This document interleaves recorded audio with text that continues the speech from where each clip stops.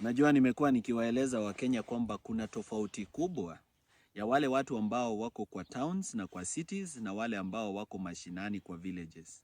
Kwa sababu wale ambao wako kwa towns wengi wao wana complain. Wanasema serikali imeumiza biashara, serikali imeumiza ukulima, serikali imeumiza hii, serikali ya hakuna kazi, vijana wamesoma na hawana kazi. Lakini wale watu ambao wengi wao wako mashinani ni kama wale ambao wako Sirisia.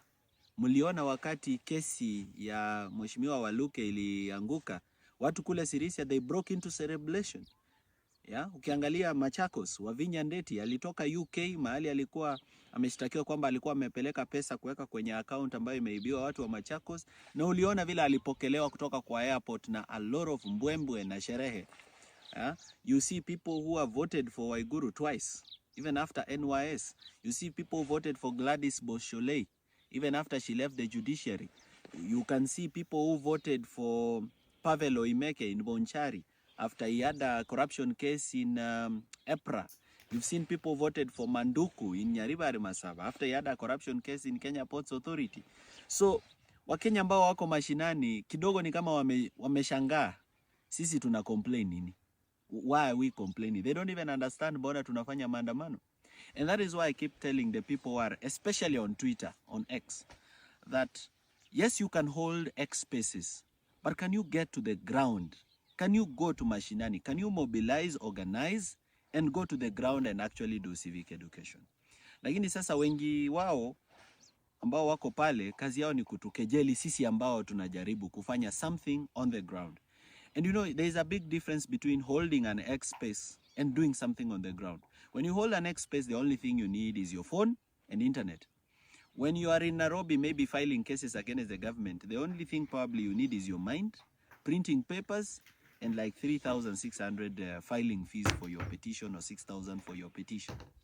So you cannot compare the cost of, doing those things there versus somebody who is traveling around Kenya.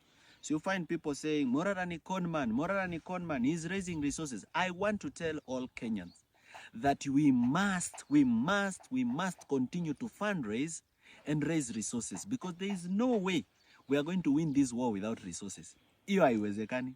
It is not possible. For example, mimi nikizungukanga Kenya a whole day, for example, tuseme nitoke Kericho Green Stadium, niende barabara ya Chebunyo kwa Bomet, nitoke Chebunyo niende Bomet Stadium, nitoke hapo niende Fire Station, nitoke hapo niende kule kwa Governor's Office, nitoke hapo niende Mulot. If I do that circle the whole day, I do more than 400 kilometers or 500 kilometers. Hiyo ni full tank. That's 18,000. Hata kama niko na pesa, nikifanya hivyo siku 3, 4, 5, imeisha. Na ninawacha. But because I've been supported by Kenyans wananitumia mafuta, sijai shindwa kuenda kwa ground. And by the way, this week I'm resuming the Vampire Diaries. So we're going back to the ground to do the Vampire Diaries. And that is very important, so that we go to the ground and do civic education. And I want to encourage all Kenyans.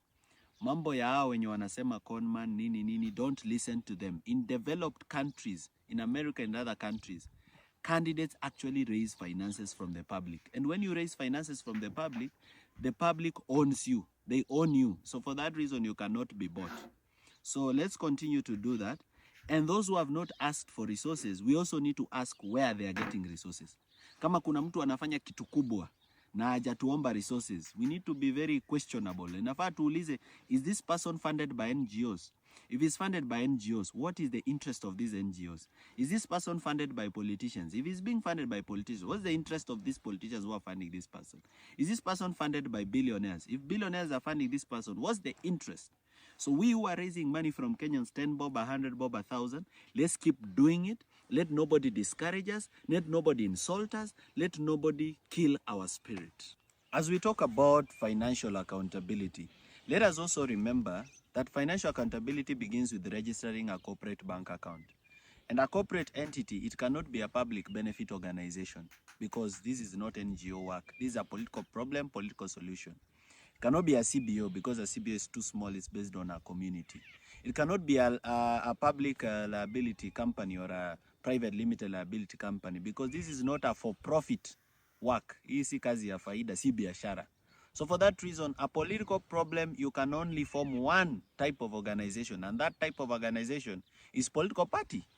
Now, some of these people are telling me, usiregister political party, usiregister political party. Ukienda kwa register political parties, there are more than 15 applications from last week and last week part 1. More than 15 people have attempted to register political party. So uko online wanasema don't register, but on the ground they are registering. Mimi ni wivu tu.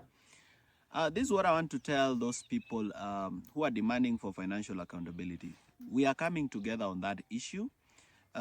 Remember, we've been receiving this money on a personal ground, but now we formed a technical team and a financial mobilization technical team. If you want to access the book of accounts, you can always come to the office, because it's now that we are setting up those structures. You can come and have a look at them. But we are getting there, and we are building those structures, and structures take time to build, and they are getting there. But are we going to stop the work to build the structures? No. Let the work continue and the structures to follow. I promise to remain faithful and to remain accountable. Thank you, and God bless you, and enjoy your day.